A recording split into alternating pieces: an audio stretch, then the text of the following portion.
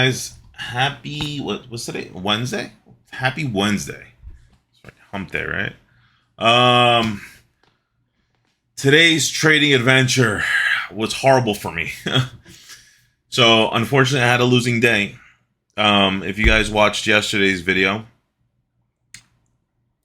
had a fight with some emotions and psychology. I didn't let the trade run completely on the 2% account, and I was only able to lock in 1%.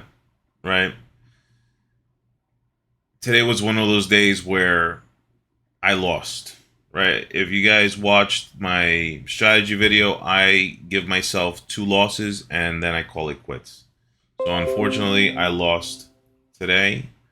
Um, the fortunate part was that I was only risking 1% because, as I said in my video yesterday, I lowered my risk since we were so close to passing, and I'm glad I did. Now, losses happen, right? And it's hard for me to accept that, but I'm learning, and I'm learning with you guys. So thank you for helping me.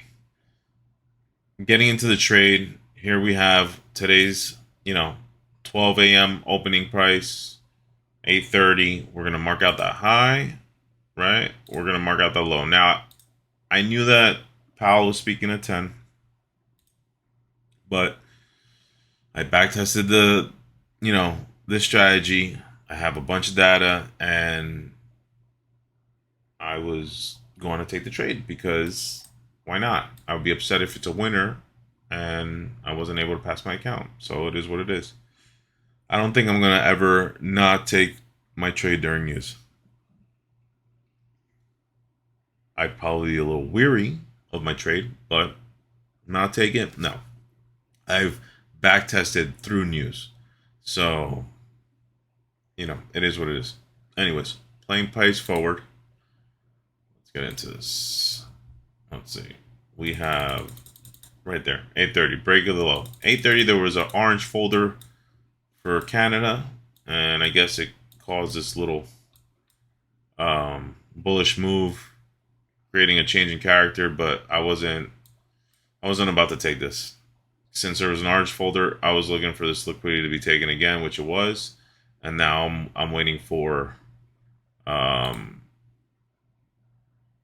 this liquidity to be taken for change of character, right? We don't get it. And let's see. We get that liquidity taken out. So at this point, we move this to here. And we're looking for that change of character to happen, which it doesn't happen. And then we get this change of character to happen. Liquidity was taken, right? Bam. And there you go. Now, this was right before 9:30. I was very iffy on taking this move, but I backtested the data. It is what it is. I am more profitable than not in the long run, so I was going to take the trade. And that's one thing I honestly feel like I've messed up throughout this little YouTube journey of tracking me trying to pass an FTMO is the fact that life has interfered with me being able to take every trade. And it's going to happen regardless, right? Because life happens. But I really need to try my hardest to take every single trade that appears, because in the long run, that's what makes you profitable. It'll really suck if you don't take those trades, and the ones that you do trade are the losers, right? So you end up not having the win rate that you should have, right? Anyways, so at this point, I pulled out my fib, bottom top, looked for my 61.8, and put an entry in. Long position, right there. My stop, I left it at 100 points, 100 pips, 10 points. And I was looking for a 1 to 2. Get tagged in right there and get stopped out, which really sucks. If I would have kept my stop just a little wider, I would have won full TP, but it is what it is. Can't be upset about it. because right there, it goes full TP. So, unfortunately, that was a loss. I really cannot be upset about it. I stuck to my rules, and it just didn't play out. Now, at this point, I lost, but price kept coming down. So, I was waiting to see if I could get another trade. Because in my back test, I've noticed that um, even though I do take a loser, if a second trade appears, typically it's a winner. Unfortunately, spoiler alert, it wasn't today. Let's see. And there you go. Okay.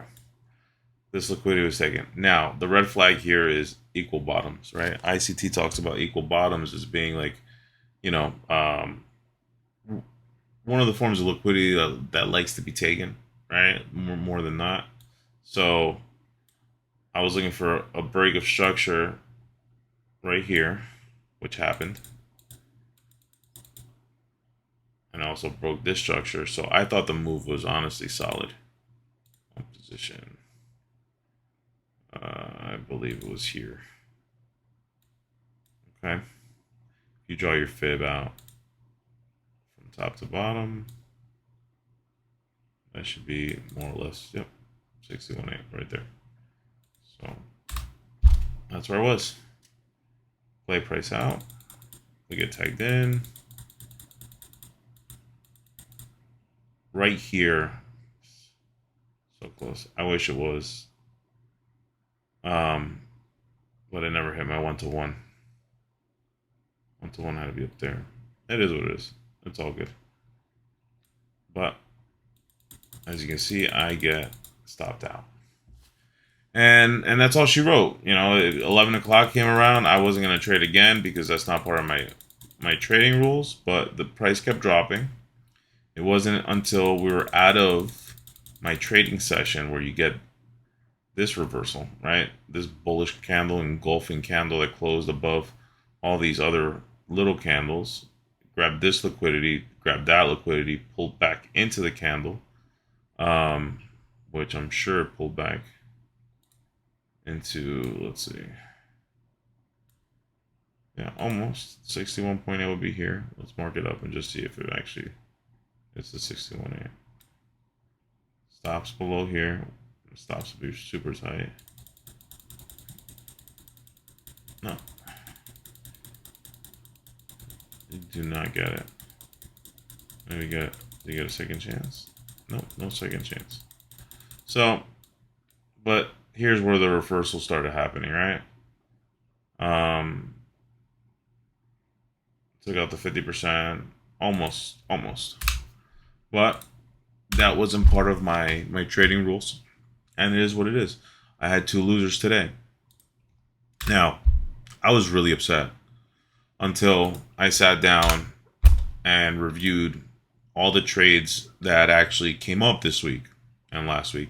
It's been a minute since I actually document. I keep track of it in my makeshift trading journal. Actually, you know what? Let me pull it up. So, let's see. There you go. Okay, so I've been testing this out since April. I have a couple other strategies as well that I was testing out. But I've been trading NAS for a while, so I wanted to give it a shot. And I was going to put, you know, my money where my mouth is and put it on YouTube so I actually adhere to the rules, because there's been plenty of times where I've done challenges and unfortunately have failed them. So this time I wanted to do it differently, and I wanted to put it out there and stick to my rules as much as I can, right? At least the not moving the stop loss, because I'm infamous for that. So here's the data. Looking at this week's trades, which is, let me see, right here, right? No trade on Monday because there was no volume. It was a holiday. Tuesday's trades. If I was able to trade both of these trades, I would be up 4%, and I would have passed that account. But I wasn't able to trade those days, those trades. I didn't. Um, the second trade, I wasn't paying attention. I need to start paying attention. The first trade, I got out early just because the spread opened up. I got nervous. I closed out with only 1% win. Um, so these are the things that I have to work on. So I wasn't able to trade. Today was two losers. If I would have traded yesterday and actually let price do what it does, actually this is going for a straight 1 to 2. I'm taking 50% off. I would still be up $1,000. I wouldn't be down, right? I'd be up. But unfortunately, that's not what I did. Now remember, I'm taking 50% off at a 1 to 1 and letting the rest ride, just because it helps with my psychology of losing. I didn't lose money, I broke even. I'm starting to second guess making that adjustment to my strategy. It works. It works well overall. If I would have done that, let's see, I would be up $28,000 since April. So it's still profitable doing it that way, right? And I still should be able to pass an account if I run 2% risk on the first part of the challenge, right? However, if I would only let the trade win or lose, right? That goes from $28,000 to $48,000. That's a big difference. That's a $20,000 difference. And I believe that also might be a little bit of an issue. So if I'm unable to pass these challenges doing it this way, taking 50% off, I'm definitely going to give it another shot by taking by either winning or losing, which honestly is probably going to help me with my emotions while I'm trading, because this way I could just walk away. So that's my plan as far as if I don't pass these challenges, is that I'm gonna get the free retries and go at it again. Now I'm up 3%, 3.7% on one account, and I'm up 6.7 on the other one. I still have the rest of this week, which is 2 days to trade, and next week. I'm gonna drop the risk down to 1%. I also have the extension, which I believe is 15 days on FTMO. So I'm definitely going to just drop it down to 1% risk. If we get to the week, let's say the last week of the extension, and we haven't passed, I'll probably increase the risk, but to a point where it's not going to obviously blow the account or anything or break the rules. So I get the free retry and throw a Hail Mary out there, right? So that's that's what I have in mind for the rest of the challenge, and I'm definitely going to try to sit there and focus myself from 8:30 to 11 and take the trades that appear, because as you can see, look, the week before, which is this week here, right? We would have been up $5,000 risking 1% and per trade. The week before that, $3,000. The week before that, $10,000. This would have been a losing week of $2,000. This would have been a break-even week. It would have sucked to open up a trading account. A challenge here, but then the following week I would have made 10 grand, and the week after that 3. I'm okay with that. The week before that 7. The week before that 5. The week before that 2. Now, my master plan is to pass, right, these amazing gifts that were given to us, well, funding capital, and I want to be able to lock in $1 million in capital. Like, that's my master plan. Starts with locking in $1 million of capital. Now once that's locked in, I am not going to risk 1% per account. It doesn't make sense to. Once you lock them in, why do you need to, like, if you want to make more money, just pass more accounts, right? So that's the way I see it. These are risking 1%. I would be risking half of this or quarter of it, right? So, for example, in this month where I made $10,000, risking 1%, um, it wouldn't be, what's it called? It wouldn't be $10,000. It'd be $2,500. But then it'd be $2,500 across 10 accounts. That's still $25,000, right? Um, this account, shit, what's half of that is 1,500. Half of 1,500 would be 750. So that month I would have only made $7,500, right? Um, over here it would be 5,250, so it would be 1,750. So I would make $17,500. Like that's my thinking with these accounts.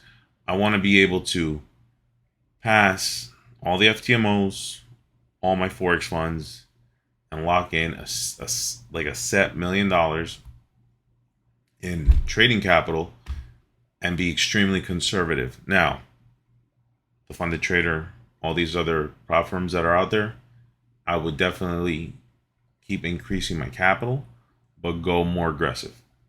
Risk 1%, risk 2%, risk 0.5%, whatever it is. Diversify my portfolio with those where I can capitalize on making bigger gains, right? But my Forex funds and FTMO, the granddaddy of prop firms, I need those to be my bread and butter.